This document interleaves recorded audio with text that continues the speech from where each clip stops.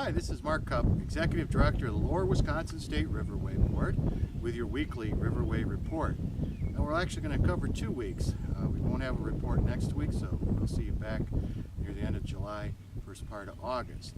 We're looking at really hot temperatures here in the valley, and lordy is it hot. Just had a little bit of rain go through and it's extra steamy. Temperature was up to 95 degrees, the heat index was 103. That's going to hold in here for today is Wednesday, tomorrow Thursday, Friday, before we get some relief on Saturday. So if you're out there on the river or doing any outdoor activities, just remember to be careful. Drink plenty of liquids, and that doesn't include beer or other alcohol products. That's actually going to work against you. But stay hydrated, and if you're out there with someone or yourself, just be aware of those symptoms of heat stroke and heat exhaustion. If you start feeling dizzy or nauseated, or you're just starting to feel generally weird, or you see someone else acting confused or just not quite right, don't hesitate. Get some water in them, and right away, if you think they need medical attention, go do it. It's often on the riverway this time of year we see people who are out there on the sandbars, and they can really start baking out there. So the first thing you want to do is go jump in the river. Well, keep telling everyone, wear your life jacket, please. If you cannot swim, you should not be anywhere near water, whether it's the Wisconsin River or any of our fabulous lakes in Wisconsin, without your life jacket on. Find one that's comfortable, that fits nice, that you don't mind wearing. And even if you are a good swimmer, you should be wearing your life jacket when you're out on the water. So we advise that on the Lower Wisconsin River in particular. And watch the younger children who are getting hot and may be used to going in the swimming pool. But this is different here on the Wisconsin River. Keep an eye on them. We want to avoid tragedies. We want everyone to have a good time. But we're out here in the wild, and you have to be aware of your surroundings and just exercise proper safety precautions. So have a good time, but just keep that in mind. We're looking at river flows now finally at just about normal for this time of year.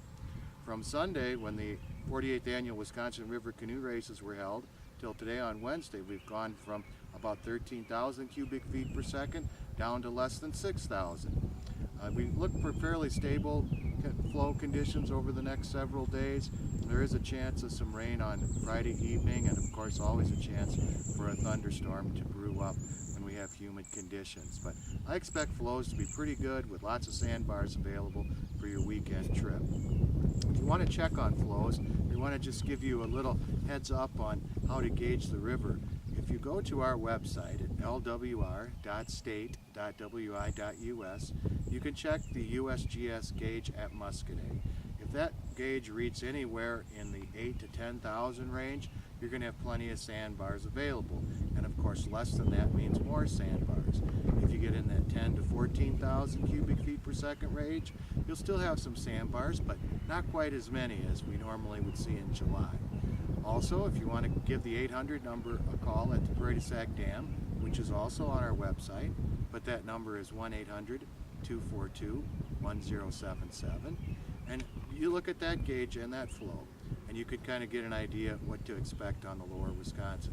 So at Prairie du Sac, if it's running at 12,000, you're going to have sandbars. If it's running at 24,000 cubic feet per second, probably not. And the river's going to be faster and wilder, of course, the higher the cubic foot per second reading is.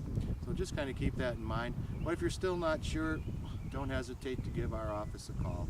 1-800-221-3792, and we'll certainly give you our best advice on what river conditions are, what to expect, as well as to remind you of the proper safety precautions, such as wearing your life jacket, remember no glass containers on the river, and always carry out your trash. It's also a good idea, when you get to a sandbar, look around. If someone other slob has been there and left their trash, pick it up. Let's all work together and make this the cleanest and most beautiful resource it can be, because it certainly deserves that kind of treatment. For events in the area, if you don't want to get out on the river fishing, angling, or in a canoe or kayak, there are all kinds of things going on this time of year with community festival, music festivals, tractor events, race cars, tractor and truck pulls, and all kinds of those kind of activities going on. So you can go to travelwisconsin.com. use their events search engine and find out what the calendar looks like for your area or wherever you'd like to plug in a zip code or a city. Or you can go to the Lower Wisconsin River Road Scenic Byway website, which is scenic60.com, and see the communities up and down the Lower Wisconsin River Valley and what's going on in that community for any given day.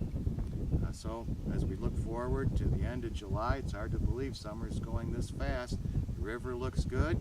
You have a great opportunity to get out there and enjoy it, or to come and visit the many small towns and communities in southwest Wisconsin, south central Wisconsin. Really have a good time this summer in our beautiful state. So until next time, really be safe out there, enjoy the great outdoors, and I hope to see you somewhere in the Lower Wisconsin State Riverway.